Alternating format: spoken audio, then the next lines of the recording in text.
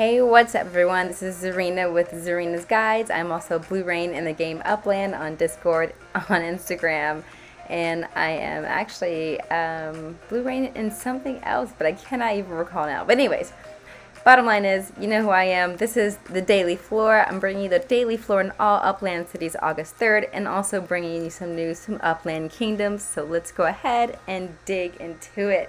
And the pun wasn't intended, but now we have it. Alright, so talking about digging into it, Ron Brindle has given us a post. There will be no dev diary this week because he is still vacationing.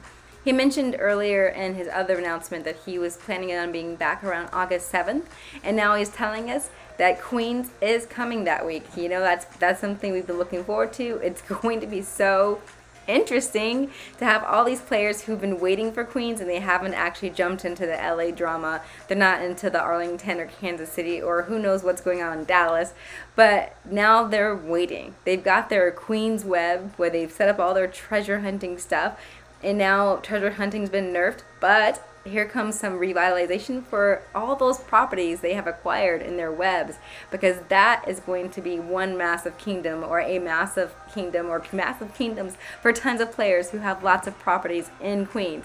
And when we get to see which properties are which on the map, it's gonna go crazy. Like, I can imagine a bunch of people looking for those ice caps, looking for those mountains, because we do love to mine. And that's the other big news, is that the expand feature is coming.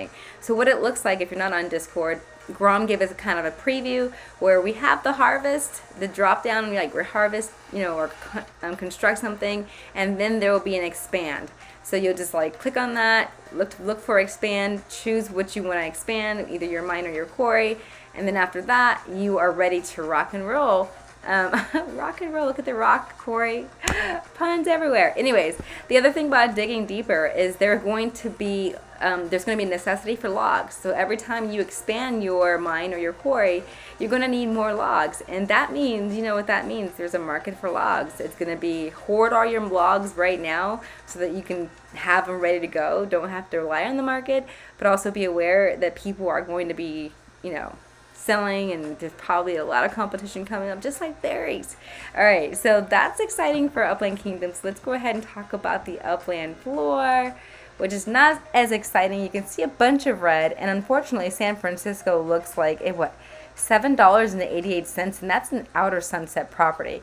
The player selling it I don't recognize. It's almost like somebody changed their name. It's really, or maybe I just didn't know this person's endgame name, but whatever the case is. I also heard Freaky Man was giving out some major deals in some other area, which I didn't see here.